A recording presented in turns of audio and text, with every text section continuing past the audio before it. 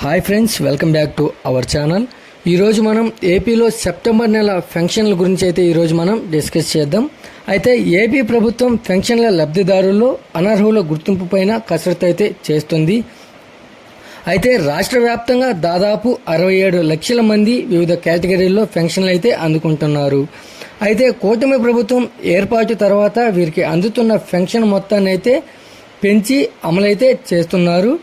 అయితే కొందరు దివ్యాంగ పెన్షన్ నకిలీ ధృవపత్రాలతో పొందుతున్నట్లు అధికారులు అయితే గుర్తించారు. అయితే ఇటువంటి వారికి ప్రభుత్వం తాజాగా అయితే నోటీసులు జారీ చేస్తుంది. నకిలీ ధృవపత్రాలను గుర్తించే ప్రక్రియ అయితే ప్రారంభించింది. అయితే ఏపీలో పెద్ద సంఖ్యలో పెన్షన్ లబ్ధిదారులు అయితే ఉన్నారు.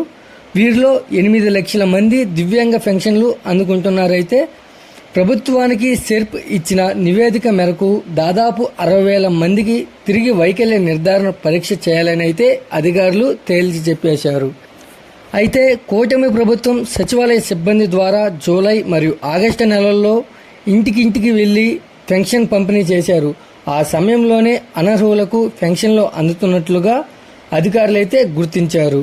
అయితే ఈ సచివాలయ సిబ్బంది అయితే అధికారులకు ఫిర్యాదు అయితే చేశారు. అయితే దీంతో వారికి నోటీసులు కూడా జారీ అయ్యాయి. అయితే దివ్యాంగులు కొందరు నకిలీ ధృవపత్రాలతో పెన్షన్లు పొందటం పైన జిల్లాల వారీగా సమాచారం సేకరిస్తున్నారు. అయితే గత ప్రభుత్వం అనుసరించిన తనిఖీ విధానంలోనే ప్రస్తుతం ముందుకైతే వెళ్తున్నారు. అయితే దివ్యాంగ సర్టిఫికేట్ల జారీలోనూ పలు ప్రాంతాల్లో వేల రూపాయలు తీసుకుని జారీ చేస్తున్నట్లు ఫిర్యాదులు వస్తున్నాయి. అయితే ఇదే అంశంపైన తాజాగా ముఖ్యమంత్రి నారా చంద్రబాబు నాయుడు గారు అయితే అధికారులకు ఒక స్పష్టమైన ఆదేశాలు అయితే జారీ చేశారు.